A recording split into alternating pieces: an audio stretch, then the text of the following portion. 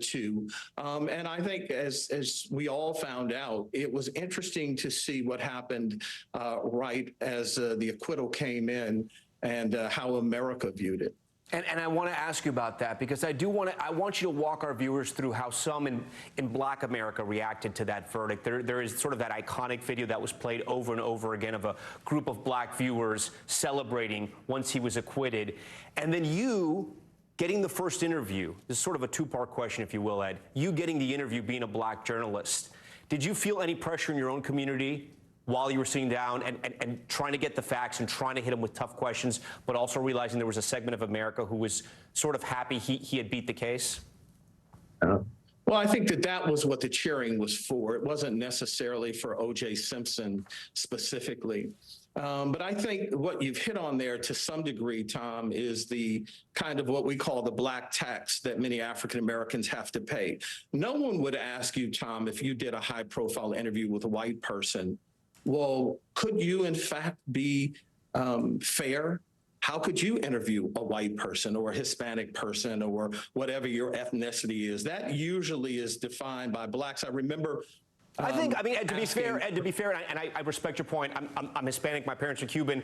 I think it happens to Hispanic journalists too, though. Sometimes, not as much, but I think it does happen to Hispanic journalists too. Certainly not as much, Tom. Yeah. I won't suggest that it doesn't happen, but I think you understand. I understand what you're saying. Where I stand on that, and I will tell you, and I brought it up at the time. No one ever asked Barbara Walters, who got the first interview with Mark Fuhrman, whether she could be fair. How could she sit across from a white man and be fair?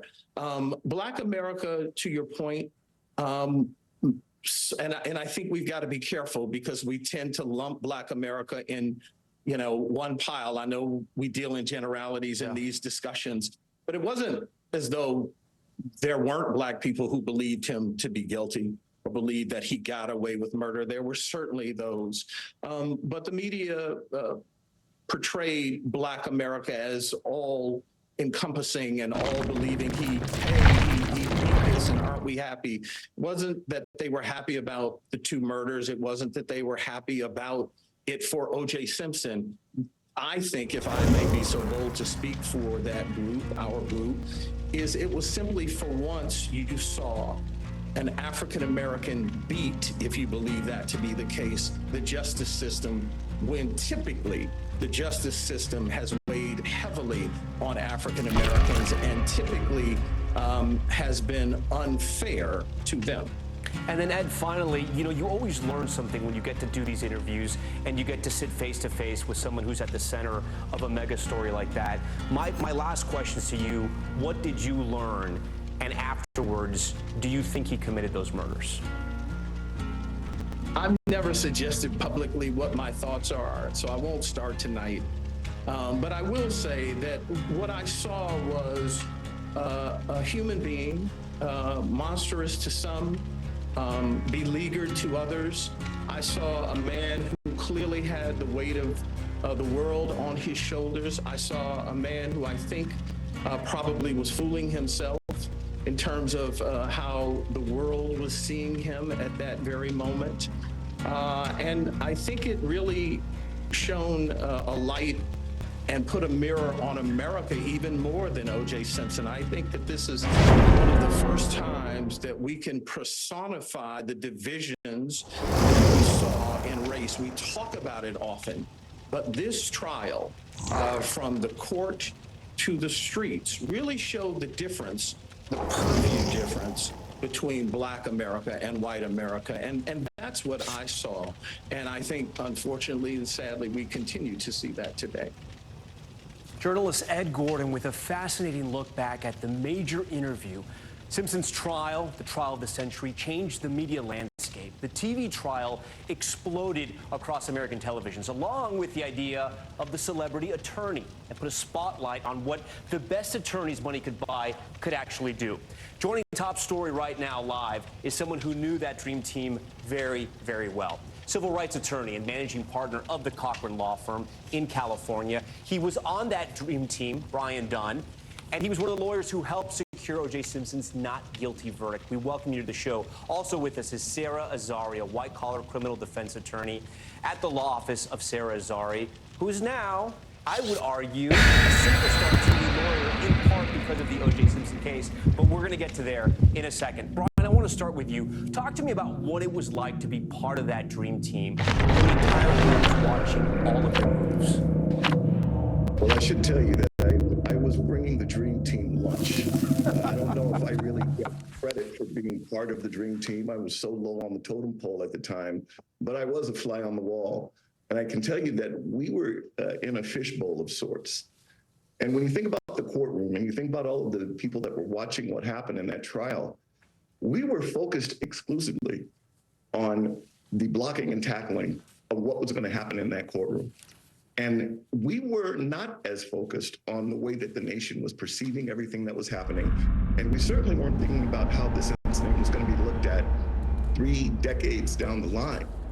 And the idea that this was something that was so pivotal to the course of American history, to the course of the way the media would be pursued, that's something that was not at the forefront of our consciousness. But it was still the most electric time I could remember in my entire life. Sarah, you know, we talk about Johnny Cochran and the world watch, right? A master just taking over that courtroom.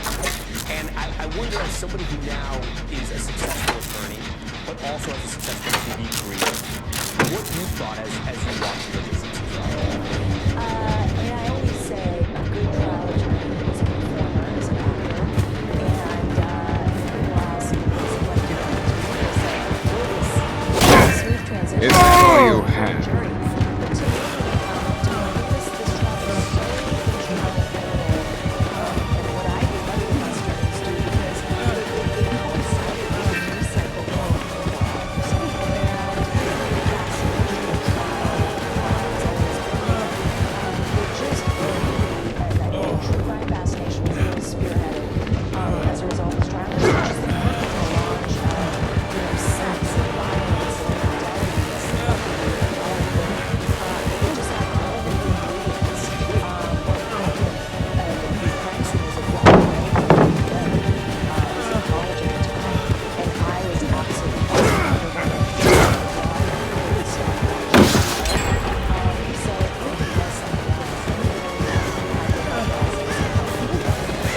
Nothing quite like it.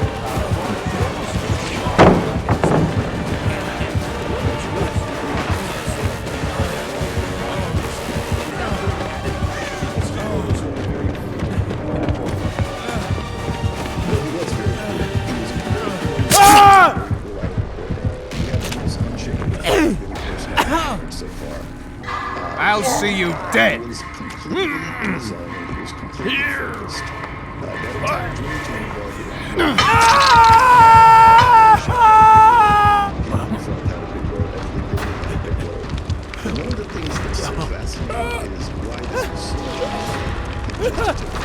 so and that has to do with the fact that it dredged up so many of the social divisions in this nation that are typically unspoken. And there were so many elephants in the room discussed that we were not really focusing on. And when we start thinking about what it is that happen from day to day, no one really thought that we were going to be spokespersons for the race or spokespersons for the future of social interactions in this country, but it turned out to be that way. And we have to talk about why this is not just another homicide. It has to do with a lot of the things that we don't like to talk about in this country. And when we ask them about history, they're all pretty, and they all came to focus in just shocking clarity during this time. And then Sarah, we've talked about this, that O.J. had the truth. He had the best lawyers money could buy. And then there were also hiccups and big mistakes on the prosecution side. And we talked about the gloves, and that was sort of like one of the iconic moments of this trial. As a lawyer, what do people learn from this trial as far as what you do? I know there's different types of defense work, but what type of sort of lessons did you learn from it? I think what we learned was proof beyond a reasonable doubt entirely the prosecution. There was a lot of fodder for the defense, and those are not technicalities. There was tainted evidence. There was a search that was without a warrant. That other warrant was found was I expected more.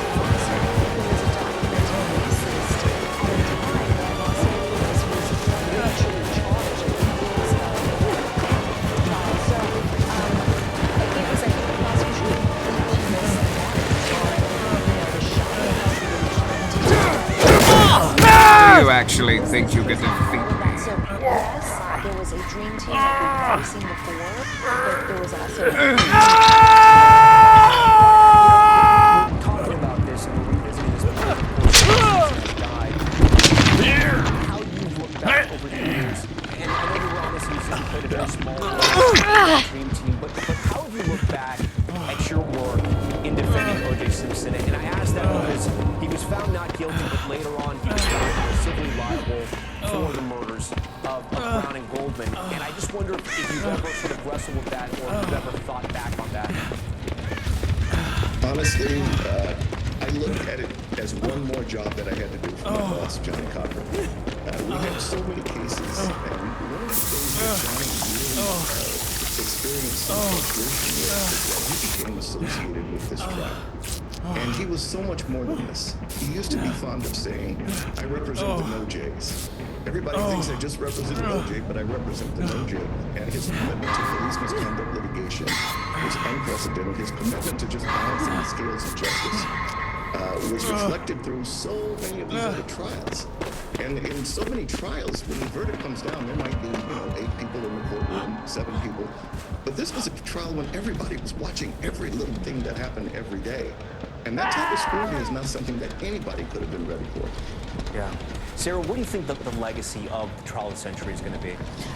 Look, we draw so much from this case 3 decades later, but number one, I think it's really highlighted the deadly epidemic in America, which is domestic violence. The way that domestic violence is prosecuted, I say this because I practice in LA, is completely different. We take it very seriously. And I also think that we've shifted from this idea of celebrity justice to celebrity, what I call injustice. We now see celebrities be used as examples to send louder messages. We saw it happen with Bill Cosby, with, Felicity Huffman, all of these people in the same ways. So I think it was instrumental in so many ways. Brian, last question to you. O.J. Simpson, obviously famous in the worst possible way. His death tonight, do you think this sort of closes the chapter on the trial of the century, on O.J. Simpson, or do you think this is something that, as Americans, we talk about and keep reading about and stay fascinated about in years to come? That is such a great question, and that's a question that needs to be asked. As long as we have the open rooms in this country that we have, cases like this will resonate with our consciousness. This is reflective of hundreds and hundreds of years of our country's struggle with social justice. We have not come as far in the last 3 decades as we may have thought we did. But as long as our nation remains divided on the level that it is, cases like this are going to anger people on each side. And what we have to do is ask the questions, why? Why is this so much more than just another double homicide? Brian Dunn. And that's Brian Dunn, Sarah Azar, we thank you for your time and your analysis.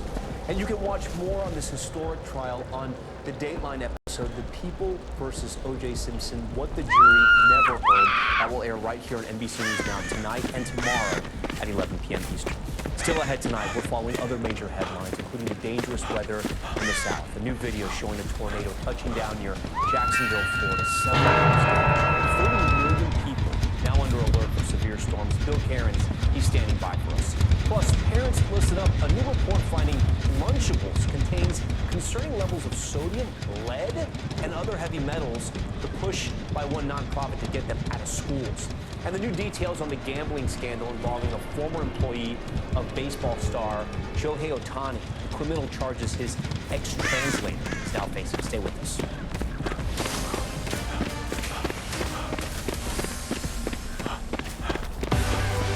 Now is raw. How hard is it to see it like this? Our house is no longer here, but we are here. Now is real. Let's break down what we know and then the big questions still outstanding. News for the generation of now is NBC News Now. Are you comfortable with the role the Supreme Court is playing in the 2024 election?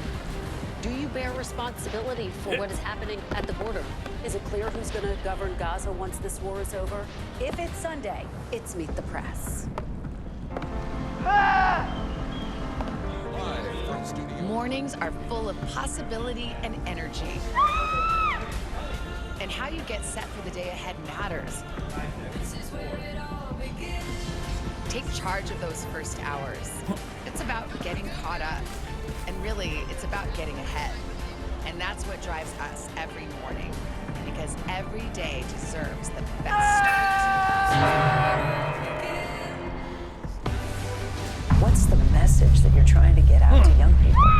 What is in the dress of God? We've got important news this hour about your money. Mental health, big picture, why is it so tough? News for the generation of now is NBC News Now.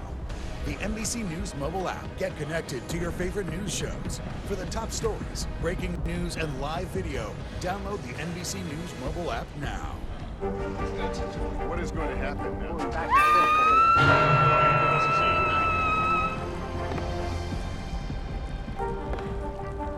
Thanks for tuning in. I'm Gotti Schwartz. Here are the stories we're following tonight. Storms keep happening here in California. The U.S. government just declassified this video. A lot more stories trending like crazy on social media. A controversy pitting lawmakers against young voters. What's this thing? Is it safe for investors? We've got another mind-bending story on artificial intelligence. This is what my voice sounds like when I clone it. That was it. You gotta see this. Stay tuned now. Weeknights at 8 Eastern, 5 Pacific on NBC News Now. Nearly a dozen hours after the eye roared ashore. There is some lip-breaking news. All right,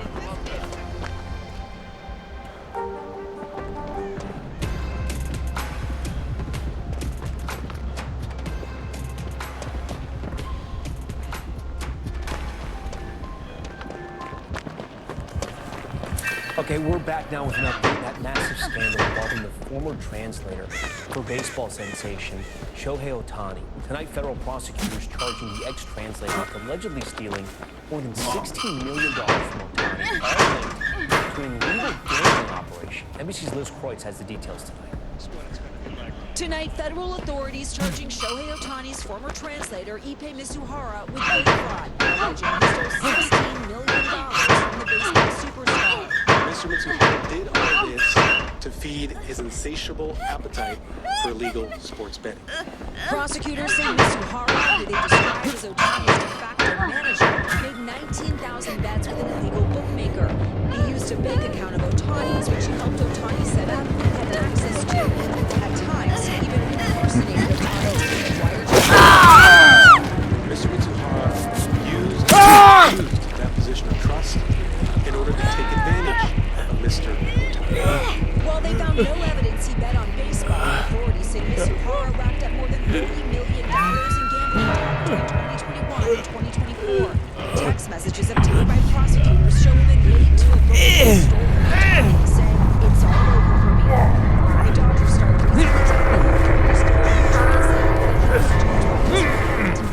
Very sad and shocked that someone. saying there was no evidence Ohtani was aware of Mizuhara's actions. Mr. Ohtani is considered a victim in this case. And no comment